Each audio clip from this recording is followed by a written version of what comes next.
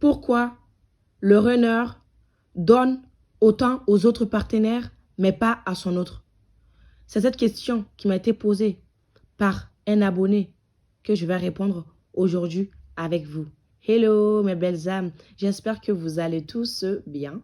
Moi ça va. Je vous invite premièrement à vous abonner à ma chaîne, à liker la vidéo pour me soutenir mes belles âmes et à me suivre sur mon compte Instagram Flamme Jumelle. Maintenant, on passe au sujet de notre vidéo. Tout d'abord, c'est une question qui m'a fait rire parce que le runner, c'est plus facile pour lui de donner aux autres partenaires que de donner à son chaser. Puisque avec les autres partenaires, il est très rarement qu'il se fasse rejeter. Alors que son chaser, il se sent, même si le chaser ne le rejette pas, le runner se sent rejeté. Avec les autres partenaires, il n'est pas obligé d'être lui-même.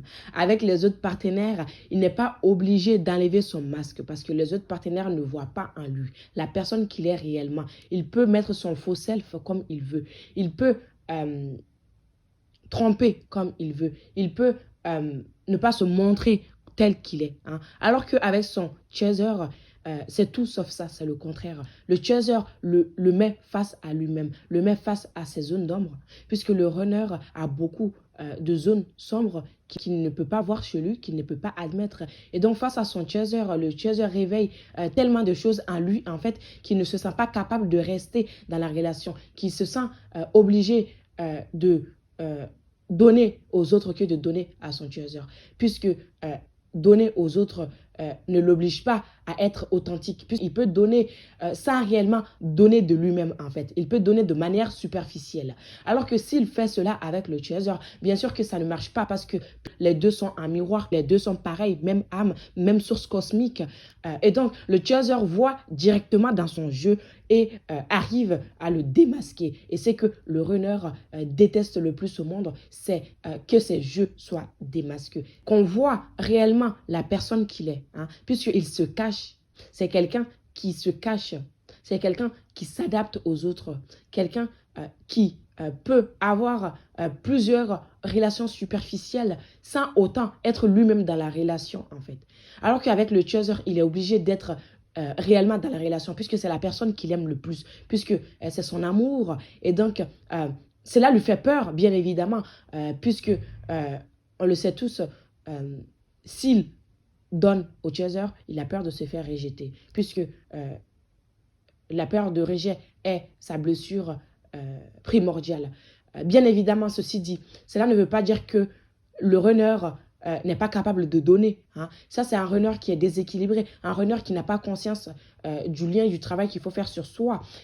Si un runner est équilibré, bien sûr qu'il commencera à donner à son chaser. Ce n'est pas qu'il peut donner à son chaser et ouvrir son cœur à son chaser s'il arrive à s'équilibrer, s'il arrive à s'harmoniser. Hein.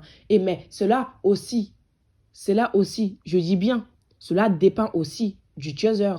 Parce que parfois, le chaser est dans une attente tellement énorme que le runner, en fait, ne peut pas lui offrir ce que lui, il veut que le runner l'offre. Parce que c'est une attente qu'il a de lui-même, le chaser, en ce moment. Une attente qu'il n'arrive pas à combler et donc il veut que le runner comble. Le chaser a un vide affectif. Hein. Le chaser a une dépendance affective. Et donc, il s'attend à ce que l'autre vienne combler cela, en fait.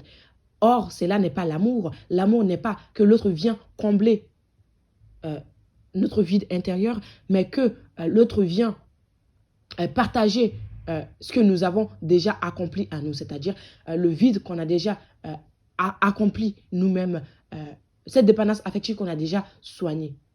Et donc, le chaser se pose plein de questions et est en attente de beaucoup de choses du runner que le runner ne pourra pas lui donner parce que cette attente est démesurée.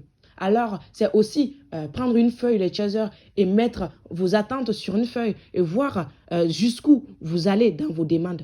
Est-ce que c'est l'attention du runner que vous demandez ou bien c'est vraiment qu'il vienne combler votre vide intérieur en fait? Parce que le runner a pour but de vous amener à vous aimer, à combler ce parti manquante par vous-même.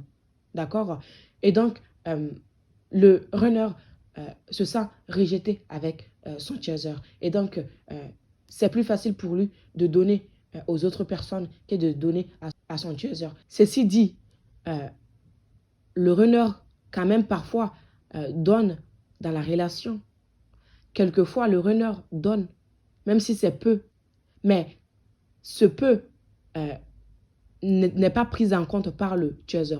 Parce que lui, il en veut plus. Parce que lui, il en veut plus que ce que le runner donne. Cela n'est pas possible.